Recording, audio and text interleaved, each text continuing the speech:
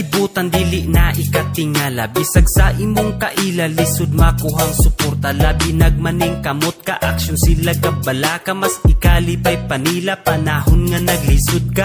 Kung nga sinati nimo ay kabala ka amigo, bisag unsay imong gusto daghan yod ang kritiko. Padayon lang sa pag-abanti para sa imong mga plano, bisan pa kung birahon kas mga utok alimango. Karon kay bistado diha nimo mailhan, kay dili tanan nimong higala kay masaligan. Di tanan ang malipay makabot imong pangandoy, kinaiya nilang pangit sila ragi hapiluoy. Padayon lang buhata ang makapalipay, pasag di nga sila manaway, kay ang suya makamatay.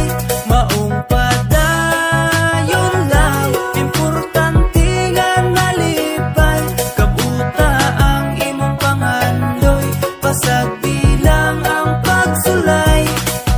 Sakit bas inyong buot mo resulta ilang paghago, makamatay ang kasuya oy dili na makadato. Imbis ka mo nga kaila number 1 nga mo suporta, birahon pahinoon imbis tabangan og pasaka. Sa pagsugod pa lang nimo sa imong planong buhaton, imbis nga suportahan ilara kang BIB ayon. Pero kung mulampos ka makita imong pag-asinso, aya na sila mo duol magpaila nga amigo.